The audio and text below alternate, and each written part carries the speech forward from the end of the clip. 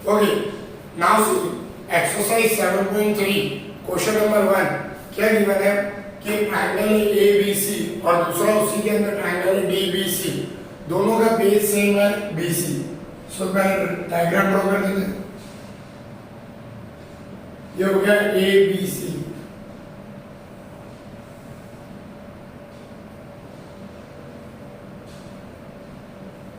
ये हो गया आपका डी बी सी।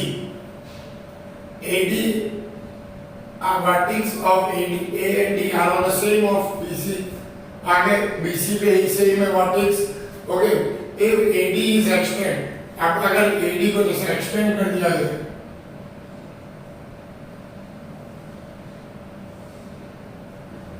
यहाँ पर पॉइंट P जो हमने उसे क्या कर दिया extend.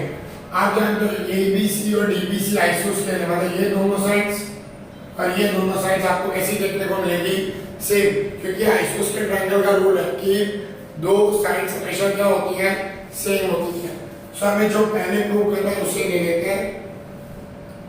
In triangle ABD and triangle ACD। Okay, यहाँ पर देखो AB is equal to AC भाई गिवन है।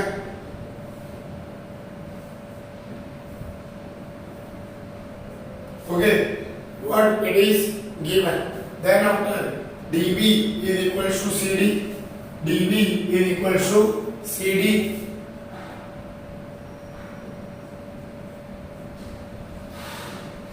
It is also, ये भी आपको क्या है given है। Okay, then after AD common side है।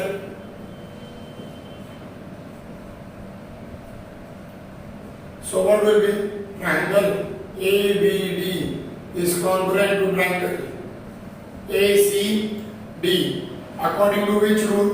Side मतलब बाय साइड रूल आपको ये कैसे देखने को मिलेंगे इक्वल देखने को मिलेंगे।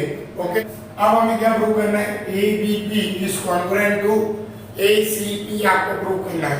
तो पहले यहाँ पर थोड़ा देख लेते हैं, CPCT का यूज कर लेते हैं। हम क्या करते हैं मेजर एंगल ए को सेम बना देते हैं, इस तरफ का भी और इस तरफ का भी, क्योंकि साइड सेम है। तो क्या हो जाएगा आपका यहाँ पे measure angle BAP is equals to CAP by CPCD, क्योंकि साइड सेम है तो एंगल्स भी कैसे आएंगे सेम। और इसे नाम देंगे इक्वेशन नंबर 1, क्योंकि जो ये ट्रायंगल को करने में इसमें आपको जरूरत पड़ेगी। Okay, now see second triangle ABP and triangle ACP। Okay, so क्या करेंगे अब यहाँ पे कंपेयर करना है, तो आपका AB तो AC के इक्वल है ही। इट इज ऑल्सो गिवन, ठीक है। बाकी आपको इतना कुछ नहीं गिवन, तो हम एंगल ले लेते हैं। Measure angle BAP is equals to measure angle CAP by equation 1। Equation 1 में हमने देखा और AP इनकी कॉमन साइड है।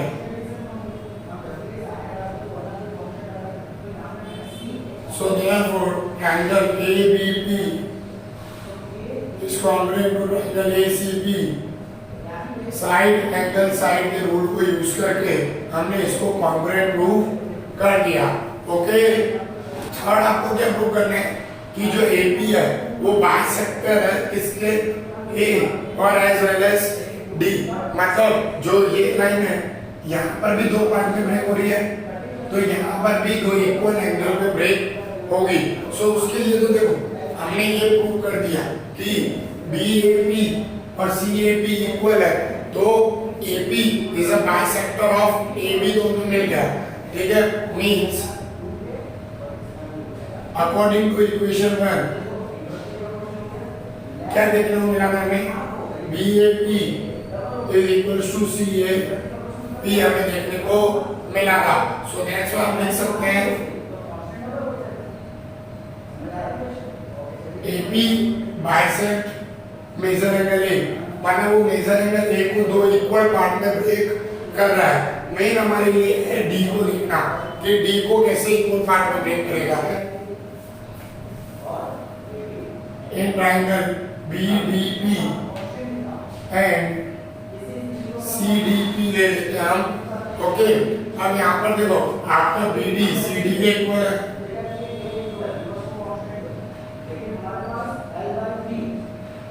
ये आपको गिवन है।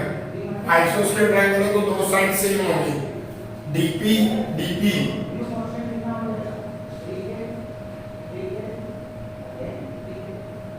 कॉमन आपको देखने को मिलेगा। और यहाँ पर आपने देखा कि ये इक्वल है तो कहीं ना कहीं बीपी और सीपी साइड भी कैसी होगी, इक्वल। सीपी सीटी देख सकते हो आप यहाँ पे, यहाँ का सीपी सीटी आप पढ़े। Therefore, measure angle BDP is equal to CDP. Therefore, क्या लिखोगे, AP bisect D also. ठीक है, मीन्स AB का बाइसेक्ट करेगा, D में भी आपको बाइसेक्ट करते हुए देखने को मिलेगा। ओके, समझ में आया था? ओके, अब हमें क्या प्रूव करना है कि जो AP है वो परपेंडिकुलर बाइसेक्टर है। आपको पता है परपेंडिकुलर बाइसेक्टर कितने डिग्री में होता है, 90 डिग्री में आपको देखने को मिलेगा। सो अब यहाँ पर आप क्या करोगे, P को मेन रखते हुए सारी चीजें लोगे। आपको पता है सेकंड नंबर में हमने प्रूव किया कि ABP is congruent to triangle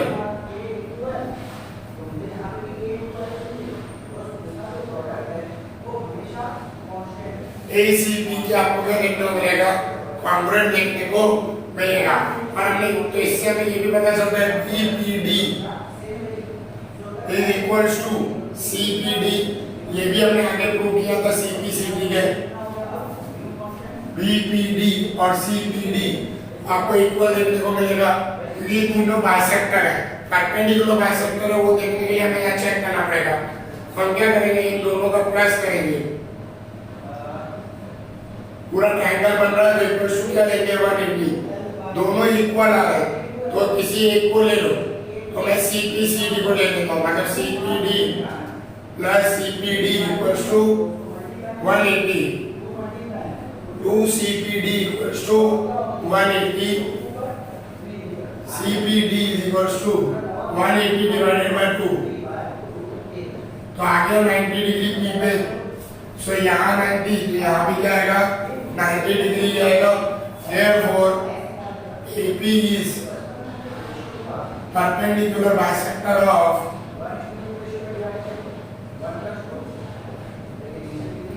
BC। Okay, समझ में आया यहाँ पर? Okay, now see question number 2 of exercise 7.3।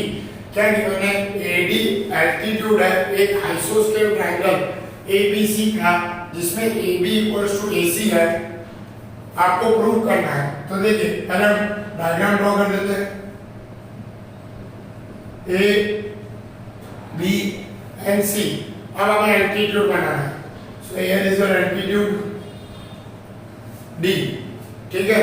अब हमें क्या आ गया, AD एल्टीट्यूड आ गया। एल्टीट्यूड आपको पता होना चाहिए कि जो बिल्कुल 90 डिग्री पे बनता है, ठीक है। तो यहाँ पर क्या रहेगा आपका, दोनों तरफ 90 डिग्री आपको देखने को मिलेगा। देन आफ्टर आपको क्या देखने को मिलेगा, क्या दिया हुआ है, AB is equals to AC आपको देखने को मिलेगा कि AB किसके इक्वल है, AC के इक्वल है। अभी हमें क्या प्रूव करना है कि AD बाइसेक्ट कर रहा है BC पे, मतलब क्लियर सी चीज है कि हमें बाइसेक्ट करते हुए कब देखना है, जब वो दोनों को इक्वल पार्ट में ब्रेक करेगा, मतलब आपका BD और CD इक्वल होना चाहिए। सो कैसे करेंगे, तो ले लो इन ट्रायंगल ABD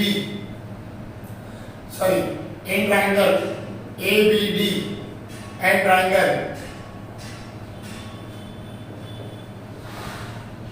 ACD, जहां पर आपका ये साइड्स इक्वल है तो इनके एंगल भी कहीं ना कहीं क्या होंगे, इक्वल। आइसोस्केल की प्रॉपर्टीज इंट्रोडक्शन में ही बताया था कि जो ट्रायंगल्स की साइड्स इक्वल होती है उनकी दूसरी साइड्स भी आपको इक्वल देखने को मिलेगी। पर यहाँ पर हम पहले ये ले measure angle ADB is equal to measure angle ADC, both are 90 degree पे आपको देखने को मिलेंगे। ओके, मतलब ADB, एक ही minute, okay, ADB is equal to ADC आपको देखने को मिलेगा, both are at 90 degree, altitude वाला एंगल, ठीक है। AB is equal to AC, it is given, okay, ये आपको गिवन है। And then after AD common side है। अब देखो यहाँ पर हमारा RHS रूल लग रहा है, राइट एंगल, हाइपोटेनस और साइड, ये तीन इक्वल आ रहा है। ये आपका राइट एंगल, उसके सामने हाइपोटेनस और एक साइड, मतलब यहाँ पर आपका triangle ABD is congruent to triangle ACD according to RHS rule, right angle hypotenuse side के अकॉर्डिंग आपको इक्वल देखने को मिलेगा। तो कहीं ना कहीं आपका BD इक्वल्स टू CD आएगा by the formula of CP/CT, means CP/CT के अकॉर्डिंग आपको BD और CD क्या देखने को मिलेंगे, इक्वल।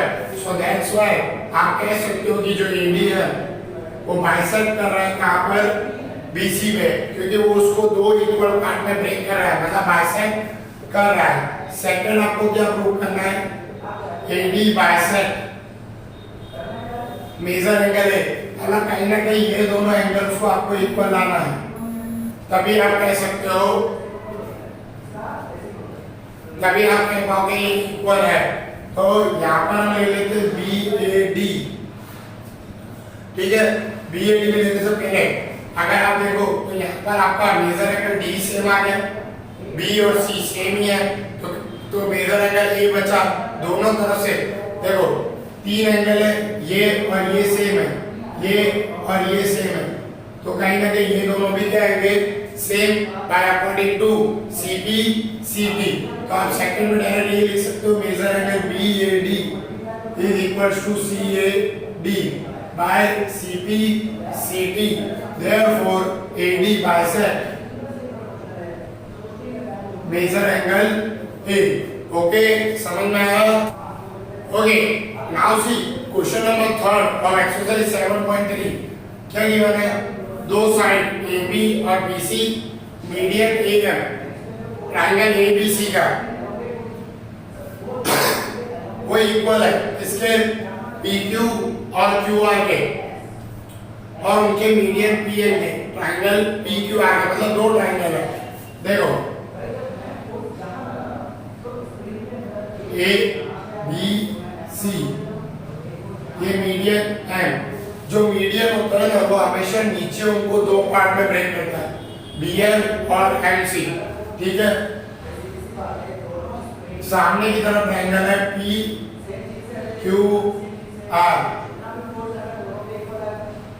यहाँ पर N है। आप देखो जो AB है ना वो PQ के इक्वल है, जो AM है ना वो PM के इक्वल है, और जो BC है ना वो QR के इक्वल है, ठीक है। ये तीनों में इक्वल गिवन है, हमें ABM और PQM को इक्वल प्रूव करना है।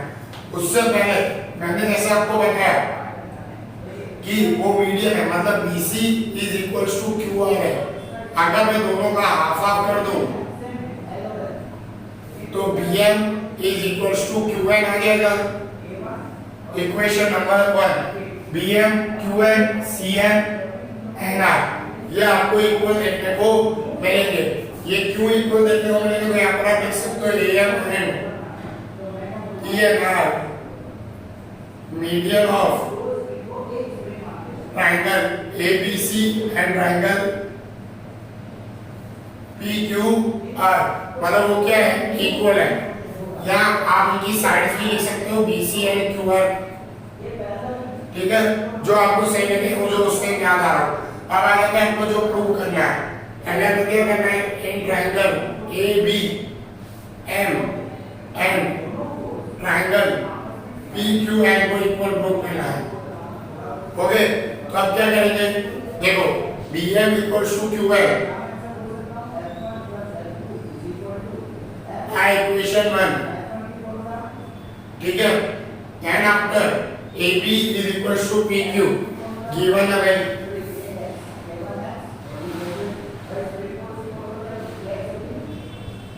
okay, it is also given. Then after am is equals to pm, it is also given.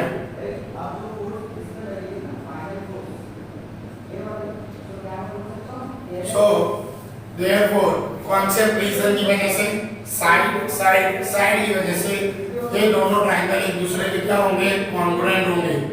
इस congruent to triangle P Q N, reason आप लिख सकते हो साइड रूल की वजह से ये दोनों आपको कैसे देखने को मिल रहा है, इक्वल देखने को मिलेंगे। Okay, now second, okay, so A B is equals to आपका पी क्यू आ गया। पर देखो अब आपने यहाँ पर प्रूव किया, जो यहाँ पर मैं ये कह सकता हूँ measure angle A B M is equals to measure angle P Q N, C P C T sides equal है तो क्या होगा, एंगल भी इक्वल होगा। तो कहीं ना कहीं मेजर एंगल बी क्यू के इक्वल है, तो A B C is equals to P Q R आ सकता है। फिर से वही चीज सी पी सी टी के अकॉर्डिंग, तो यहाँ पर भी मैं वो ले लेता हूँ A B C is equals to P Q R, इसको नाम दे दो इक्वेशन 2। तो यहाँ लिख दो बाय इक्वेशन 2, हमने इसको इक्वल प्रूव किया। देन आफ्टर आपका BC इक्वल है QR के, ये भी आपको गिवन है। देयरफॉर आपका triangle ABC is congruent to triangle PQR by which rule side angle side, ठीक है। साइड एंगल साइड के रूल से हमने क्या प्रूव किया कि जो ट्रायंगल ABC है वो किसके कॉन्ग्रुएंट है। Now see question number 4 of exercise 7.3 क्या गिवन है, BE एंड CF दो इक्वल एल्टीट्यूड है किसके, ट्रायंगल ABC के। ABC E and it is your F,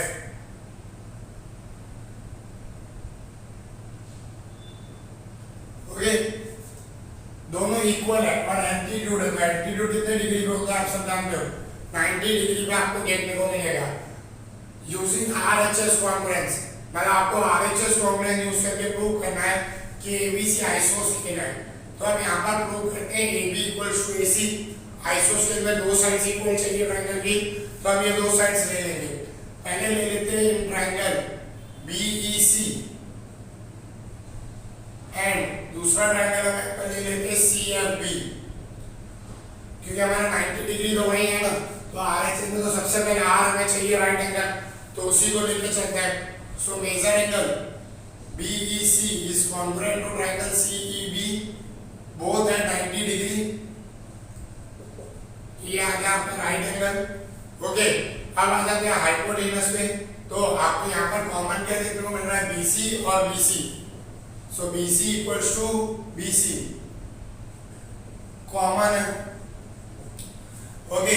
and then after आपको गिवन है दो एल्टीट्यूड जो दोनों है वो इक्वल है, टू इक्वल एल्टीट्यूड्स, मतलब BE और CF इक्वल होगा, तो BE is equals to CF, ये आपको क्या है गिवन है यहाँ पर, ठीक है। सो देयरफॉर आपका ट्रायंगल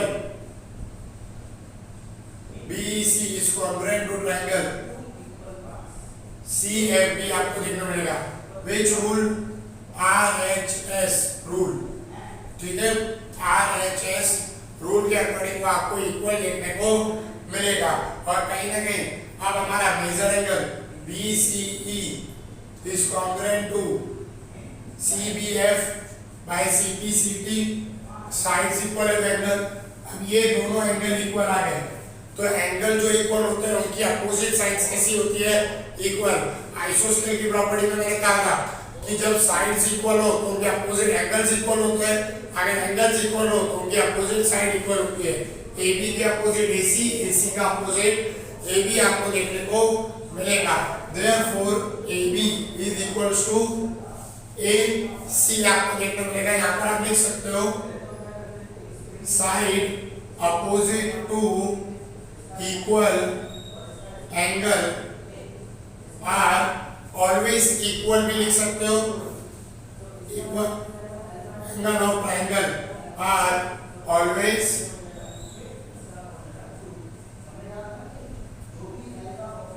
इक्वल आपको देखने को मिलेंगे। मींस ए बी किसके इक्वल होगा, ए सी के। क्यों? क्योंकि जो साइड अपोजिट है इक्वल एंगल के ट्रायंगल के, उनकी साइड्स भी इक्वल ही रहेंगी। मतलब एंगल इक्वल तो साइड्स इक्वल, साइड्स इक्वल तो आपको एंगल्स इक्वल देखने को मिलेंगे ही मिलेंगे। ओके, समझ में आया यहाँ तक?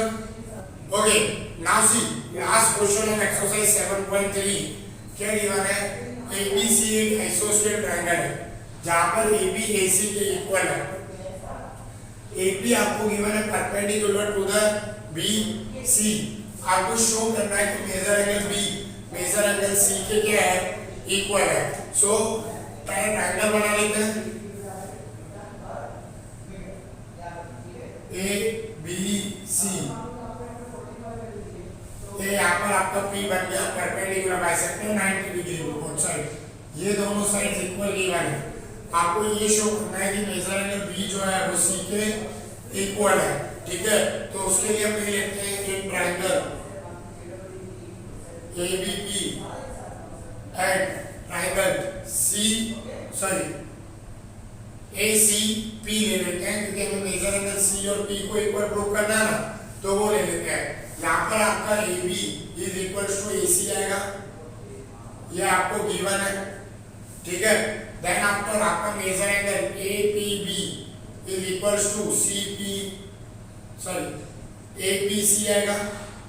बोथ है 90 डिग्री, दोनों कितने डिग्री पे है, 90 डिग्री पे आपको देखने को मिलेंगे।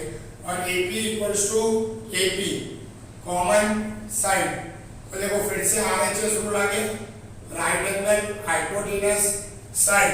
मतलब अकॉर्डिंग टू RHS रूल आपको ये चीज देखने को मिलेगी।